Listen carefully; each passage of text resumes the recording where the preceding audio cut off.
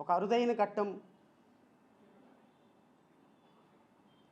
ఈరోజు ఆవిష్కృతమైందేమో అని అనిపించింది నాకు. ఎందుకంటే అప్పుడెప్పుడో 2024 ఎలక్షన్ ప్రచారంలో ప్రజల్ని మోసం చేయడానికి అబద్ధపు వాగ్దానాలతోటి, అబద్ధపు మేనిఫెస్టోతోటి, అమలు కాని మేనిఫెస్టోతోటి ఏ విధంగా అయితే ప్రజలను మోసం చేయడానికి ప్రజల ముందుకొచ్చి భారతీయ జనతా పార్టీ, తెలుగుదేశం అధ్యక్షులు చంద్రబాబు నాయుడు, జనసేన అధ్యక్షులు పవన్ కళ్యాణ్ వీళ్ళ ముగ్గురు ఎలా అయితే ప్రజలను మోసం చేయడానికి ప్రజల ముందుకొచ్చి ప్రెస్ మీట్ ద్వారా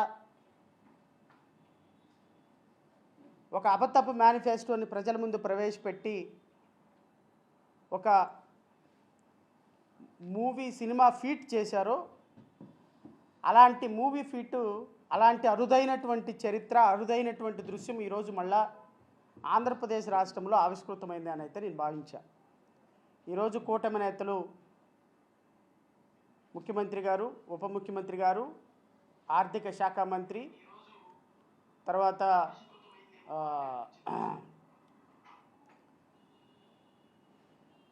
వైద్య శాఖ మంత్రి, విద్యాశాఖ మంత్రి, దేవాదాయ శాఖ మంత్రి,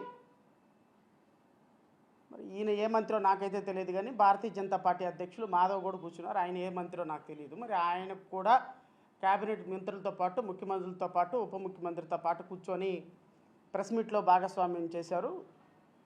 ఈ అరుదైనటువంటి దృశ్యాన్ని చూసేటువంటి గొప్ప అదృష్టం రాష్ట్ర ప్రజలకి ఈరోజు మళ్ళా కలిగింది.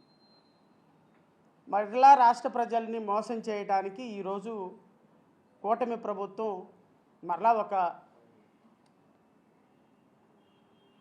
ఒక విఫల ప్రయత్నం అయితే చేసిందని అయితే నేను భావించాను. ఎందుకంటే తిరుమల లడ్డు, వెంకటేశ్వర స్వామి లడ్డు అనేది వైఎస్ఆర్సీపీకో తెలుగుదేశానికో సంబంధించిన అంశం కానే కాదు. ఈ తిరుమల లడ్డూలో అపచారం జరిగింది, లడ్డూలో పంది కొవ్వు, ఎద్దు కొవ్వు, బీఫ్ కొవ్వు, లేకపోతే ఆవు నూనె, లేకపోతే చేప నూనె కలిసింది అనేది ఇది ప్రపంచంలో ఉన్న కోటాను కోట్ల మంది తిరుమల వెంకటేశ్వర భక్తులకు సంబంధించిన అంశం. ఇది ఒక రాజకీయ పార్టీగా కాకపోయినా ఒక భక్తుడిగా నాకు కూడా సంబంధించిన అంశం. మా పార్టీలో చాలామంది వెంకటేశ్వర స్వామి భక్తులకు సంబంధించిన అంశం కాబట్టి ప్రభుత్వం చేసే ప్రతి దుర్మార్గకరమైనటువంటి ప్రకటన, ప్రభుత్వం చేసే ఒక దుర్మార్గకరమైనటువంటి ప్రచారాన్ని తిప్పికొట్టేటువంటి బాధ్యత కేవలం వైఎస్ఆర్సీపీకి మాత్రమే కాదు, మా పార్టీ మీద కూడా ఉంది అనేటువంటి అంశాన్ని నేను మీ ద్వారా రాష్ట్ర ప్రజలకు చెప్తాను. అయితే కూటమి ప్రభుత్వం చేసినటువంటి దుర్మార్గాలు ఏంటి? కూటమి ప్రభుత్వం ఎందుకు ఈరోజు డిఫెన్స్లో పడి ఒక అరుదైనటువంటి కలయికను చూసేటువంటి గొప్ప అదృష్టం బహుశా నాకు ఇంకో కూటమి ప్రభుత్వం 3 సంవత్సరాలు అధికారంలో ఉండగా జరుగుతుందనైతే నీదే అనుకోలే. నేను గత వారం 10 రోజుల క్రితం ప్రెస్ మీట్ పెట్టినప్పుడు రాష్ట్ర ప్రజలకి చాలా స్పష్టంగా చెప్పాను. చంద్రబాబు నాయుడు గారికి, పవన్ కళ్యాణ్ గారికి, రాష్ట్ర మంత్రి నారా లోకేష్కి అండ్ వాళ్ళ మీడియాకి కూడా చాలా స్పష్టంగా చెప్పాను. సార్, దయచేసి లడ్డు అంశాన్ని ఇంతటితో వదిలేయండి. సార్, లడ్డు అంశాన్ని ఇంతటితో వదిలేయకపోతే నష్టపోయేది, కరుమైపోయేది, నామరూపాలు లేకుండా నాశనం అయిపోయేది కూటమి ప్రభుత్వం. దయచేసి ఇంతటితో వదిలేసేయండి.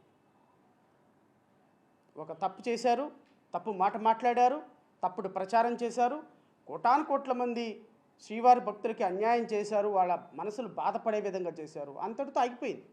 ఎందుకంటే ముఖ్యమంత్రి గారు కూడా ఒక మానవ మాతృలే. మాట్లాడే సందర్భంలో ఒకటి అరా తప్పులు జరగవచ్చు. నేను ఎన్డీడీబీ రిపోర్ట్ చూసి ఇలా జరిగింది, ఇలా వచ్చింది అని చెప్పాను. సబ్సిక్వెంట్గా సిబిఐ రిపోర్ట్లో ఈ విధంగా వచ్చింది. సో కాబట్టి అప్పటికి కూడా కల్తీ జరిగింది, కానీ జంతు కొవ్వులు కలవలేదు, బీఫ్ కొవ్వు కలవలేదు, ఫిష్ ఆయిల్ కలవలేదు. తిరుమల ప్రసాదంలో కల్తీ జరగటం వేరు, ఫిష్ ఆయిల్ పంది కొవ్వు కలవటం మీరు కలవలేదు కాబట్టి చాలా సంతోషిస్తున్నాము శ్రీవారి భక్తులుగా. దేవుడి దయ వల్ల అలాంటి అంశాలు లేదు. కానీ కల్తీ మీద మాత్రం చాలా సీరియస్గా మా ప్రభుత్వం ఉంటుందని మీరు చెప్పండి. దయచేసి మీరు చేసిన తప్పు, మాట్లాడిన తప్పుని కప్పుపుచ్చుకోవటానికి 100 తప్పులు చేశారు సార్. నేను ఆ రోజు గౌరవ ముఖ్యమంత్రి గారికి, గౌరవ ఉప ముఖ్యమంత్రి గారికి, ప్రభుత్వానికి, ఎన్డీఏ ప్రభుత్వానికి, కూటమి ప్రభుత్వానికి చాలా స్పష్టంగా నేను రిక్వెస్ట్ చేసిన, సార్ దయచేసి లాగొద్దు. ఎంత లాగితే అంత నష్టపోయేది ప్రభుత్వం. ఎందుకంటే మీరు చేసిన అపచారం, తిరుమల వెంకటేశ్వర స్వామి మీద మీరు చేసిన రాజకీయం, కోటాను కోట్ల మంది భక్తులు ఉన్నటువంటి శ్రీవారి మీద మీరు చేసినటువంటి రాసినటువంటి రాతలు. ఒక దుర్మార్గుడు చెప్తాడు, నిన్న టాయిలెట్ క్లీనర్ను వాడారండి. టాయిలెట్ క్లీన్ చేసేటువంటి హార్పిక్స్లో వాడేటువంటి ఒక కెమికల్ వాడారు తిరుమల లడ్డూలో అని చెప్తుంటే అసలు వాళ్ళు మనుషులా, లేకపోతే వాళ్ళు అసలు కనీసం దైవం మీద ఒక భీతి ఉందా, భక్తి ఉందా? రాష్ట్ర ప్రజలు, శ్రీవారి భక్తుల మీద, మనోభావాల మీద ఎంత ఇబ్బందికరమైన పరిస్థితి అంటే, మీ ఇష్టం వచ్చినట్టు మీ నోటికి ఎంత వస్తే అంత, మీ చేతికి ఎంత వస్తే అంత, మీరు మీ ప్రభుత్వాన్ని, చంద్రబాబు నాయుడు చెప్పిన అబద్ధాన్ని మోయటానికి మీరు పడుతున్న తపన, మీరు చేస్తున్నటువంటి ప్రయత్నం తప్పు సార్ అని నేను చాలా స్పష్టంగా చెప్పాను. నేను మిమ్మల్ని రిక్వెస్ట్ చేశాను, సార్ చంద్రబాబు నాయుడు గారు తప్పు, శ్రీవారితోటి మీరు చెలగాటమాడుతున్నారు. వెంకటేశ్వర స్వామి లడ్డూతోటి మీరు చాలా రాజకీయాలు చేస్తున్నారు.